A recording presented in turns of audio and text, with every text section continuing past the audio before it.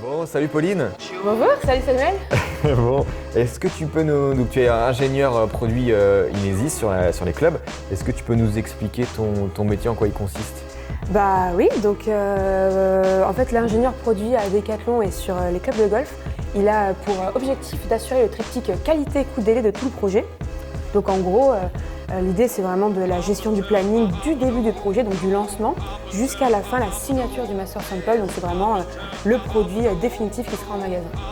Ok, parfait. Donc là, nous, dans les précédentes vidéos, l'équipe de conception sur la partie design, les designers et puis le modeleur 3D nous expliquait comment on passait d'un visuel à un dessin à des premières impressions 3D, quelque chose déjà de physique, des impressions 3D métal. Ensuite, on envoie donc un fichier 3D à l'usine de production. Est-ce que tu peux nous expliquer maintenant comment ça se passe, comment on fait pour arriver à un vrai club? C'est ça, et en fait à partir du moment où notre équipe 3D, donc les designers et les ingénieurs, envoient ces fichiers à la production, donc en face de nous on a quand même 2 ingénieurs méthodes qui réceptionnent ces fichiers et les étudient pour qu'ils soient bien sûr, qu'ils soient bien démoulables, qu'ils soient conformes à la production. Donc là on fait des moules, donc on commence à ouvrir des moules. Donc sur nos 900 nous avons 2 technologies, donc nous avons des fers qui sont plutôt forgés, donc le P9 et 8, et nous avons des fers qui sont moulés. Donc en fait, du 7 jusqu'au 3. Même nos utilities sont également moulées, avec une face bien sûr qui est forgée. Donc le moulage, comment ça se passe? Eh bien en fait, on commence avec des moules en cire. C'est un process qui est assez marrant. Donc on va faire des moules en cire avec de la céramique qu'on englobe et on vient couler en fait le métal dedans en fusion. Puis on casse ce moule en cire. Donc chaque tête a son moule. Puis après, on vient faire plein de différentes étapes. Donc on vient bien sûr faire des traitements thermiques, on vient faire des étapes de polissage, des étapes, on appelle également du sandblasting. Sablage? Du sablage, effectivement, du sablage. Et bien sûr qu'on soude avec la face forgée, donc ce corps qui est moulé avec cette face qui est forgée. D'accord, puisque donc c'est vrai que sur les fers forgés, c'est le métal en fusion qui est d'un bloc. Oui. Et ensuite sur les têtes hollow body, têtes creuses, on a 2 parties. On a ce qui sort du moule, en fait c'est tout le club sans la face, et la face qui elle a été forgée, comme tu disais, vient être soudée. Exactement. Après. Et donc il y a tout un tas d'étapes. Est-ce que ça représente beaucoup de travail pour arriver d'une tête comme ça brute à une tête finie? On ne s'en rend pas compte, mais il y a énormément de travail avec différents process et des choses, des expertises très différentes. Donc on a aussi parfois même de la CNC, on a de la peinture. Enfin, je pourrais vraiment en parler pendant très longtemps parce que cette étape de la tête, elle prend énormément de temps en production. D'accord. Oui. Et est-ce que ça prend aussi du temps avant d'arriver à la version finale de ce que nous on veut? Il y a beaucoup d'allers-retours avec l'usine? C'est vraiment important de faire de nombreux prototypes en fait, parce que parfois des rendus que l'on souhaite s'atteignent pas, peuvent réagir différemment avec différents matériaux. Et comme on veut des matériaux avec certaines propriétés mécaniques, et les rendus visuels, on va dire en termes de cosmétiques, peuvent vraiment varier. Donc nous avons plusieurs prototypes. J'en ai ramené quelques-uns ici. Donc on a traité ici, on a fait différents tests avec différents traitements en fait, de surface. Donc nous avons ici une tête qui a eu du nickel et du chrome pour avoir un aspect brillant, vraiment une belle qualité de finition.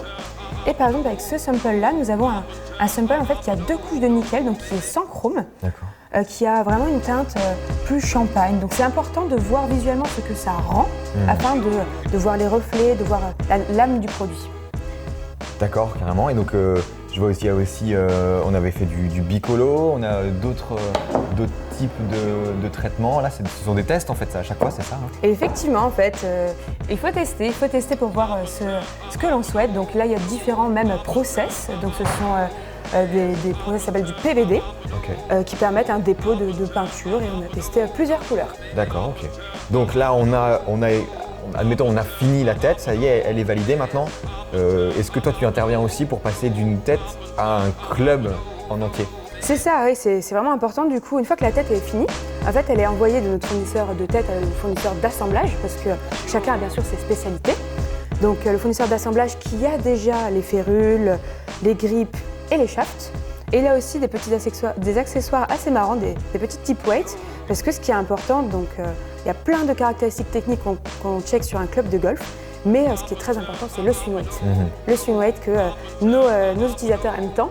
Donc pour l'équilibrage de ce swing weight, on utilise des petits poids en tête également. D'accord, parce que nous, effectivement, on a défini un swing weight qui est différent selon la longueur du club et selon la vitesse vitesse lente, moyenne ou rapide.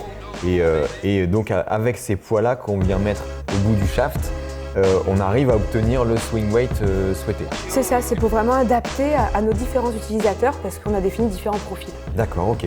Hyper intéressant. C'est assemblé d'ailleurs, je pense, en France, c'est ça? Ah oui, nos 900, c'est génial, ils sont assemblés même à Lille, pas très loin d'ici, avec une belle usine de production et des gens qui sont très motivés. Tu nous montreras ça? Avec grand plaisir, c'est un très grand plaisir. Super. Donc toi, ton travail, tu disais tout à l'heure, voilà, ça va jusqu'au master sample. C'est quoi un master sample? Eh ben, le master sample, c'est la pièce définitive qui sort de production, donc vraiment d'une ligne de production avec beaucoup de quantité et qui sera conforme, 100% conforme à ce que l'on va avoir en magasin. Donc cette pièce-là, en fait, je la reçois, je la regarde sous plein d'aspects, que ce soit des aspects cosmétiques, des aspects techniques.